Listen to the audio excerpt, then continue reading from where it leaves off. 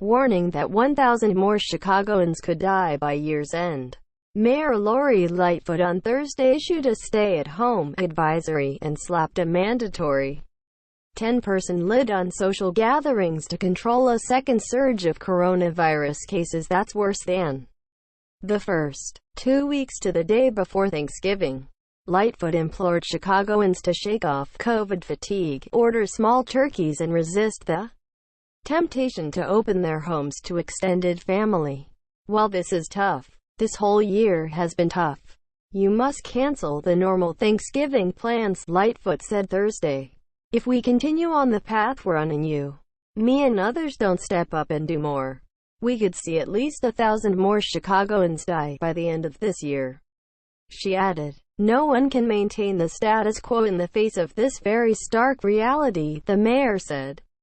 The city once again is trying to bend the curve of new cases to get our lives back to some sense or normalcy. She added, "We are a long way from where we need to be." In a news release earlier Thursday, the mayor had said this year's gains against COVID-10 have been the result of our willingness to work together. Even in this difficult moment, we will continue to unite as we always have for our city in order to halt the rise we're seeing, shake out of the fatigue we've been experiencing, and make the crucial difference in what our future is going to look like. Live map of coronavirus cases by zip code. The novel coronavirus COVID-19 is spreading quickly across the state, the country, and the globe, with new cases announced every day. Keep track of where the coronavirus is spreading in Illinois with a live map of confirmed cases. Click here to search by zip code. Chicago Health Commissioner Dr. Allison Arwady noted Chicago's positivity rate of 14.1% is up from 10.9% a week ago. The average daily caseload stands at 1,920, 36% higher than a week ago and the highest rate since the onset of the pandemic.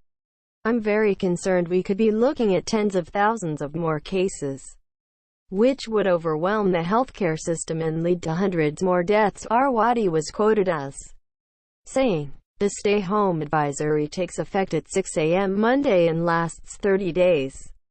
Chicagoans are urged to leave home only for work, school, medical appointments, groceries, takeout food, and pharmaceuticals. Non-essential, out-of-state travel is a no-no. So are at-home gatherings with anybody outside your immediate household, except for essential staff, which includes home health care workers or educators. The 10-person limit on meetings and social events also takes effect at 6 a.m. on Monday. It impacts everything from weddings, birthday parties, and business dinners to social events and funerals.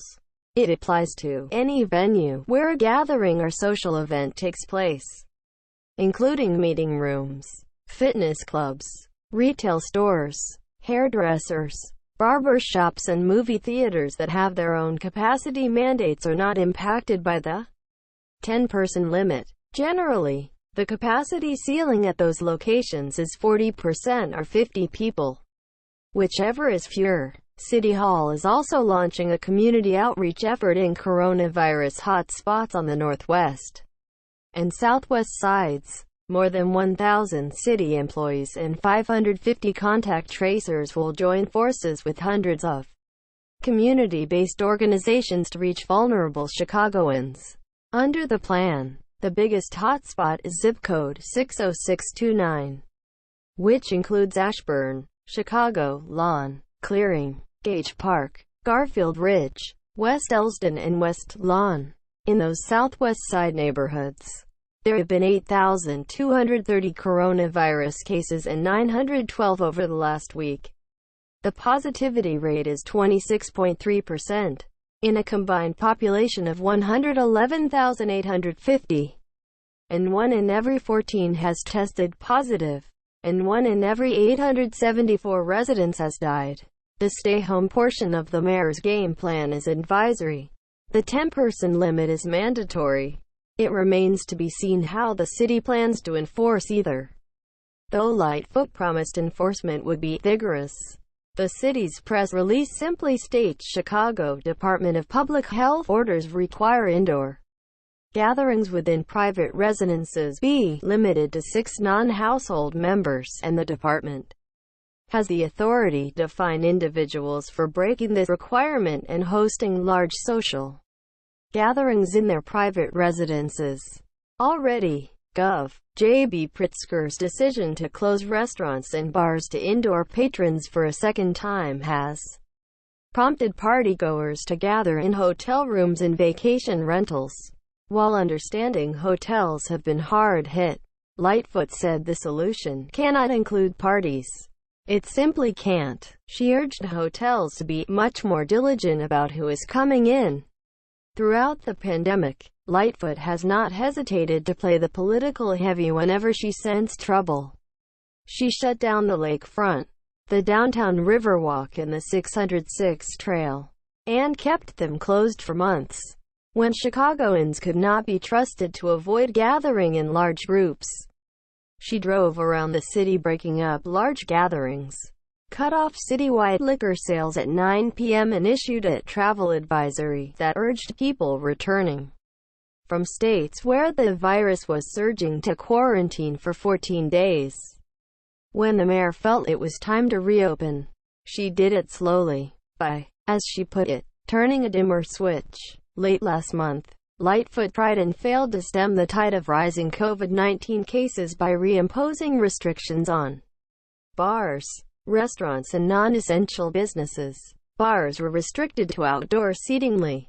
No drinking indoors. Restaurants were ordered to close at 10 p.m. and cut off liquor sales at 9 p.m., including cocktails to go. No liquor sales after 9 p.m. at packaged goods stores either.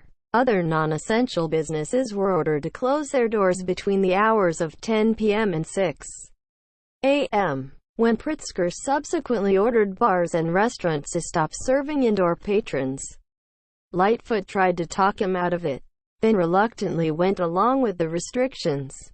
To help Chicago restaurants fighting for survival, she vowed to dole out $10 million grants and impose a temporary cap on restaurant delivery fees. Earlier this week, Lightfoot told reporters she was very concerned about the trajectory of coronavirus cases in Chicago, but not enough to order another stay-at-home shutdown of the city's pandemic-ravaged economy. Instead, she talked about launching a surgical strike of increased mitigations targeted to specific neighborhoods where the coronavirus is raging out of control. When the pandemic first hit Chicago, all of us were kind of scrambling to figure out what was it. How deadly was it? How is it transmitted? We used a lot of broad and, candidly, blunt tools because we were at the very early stages of our learning. We know a lot more now about the virus and how it works, Lightfoot said on that day. We've got to use a surgeon's knife and not a blunt axe in thinking about the next steps. That is really the mindset that we are taking. We have a sense of what the challenges are. Where in our city, down to the block level and census tract, those challenges are.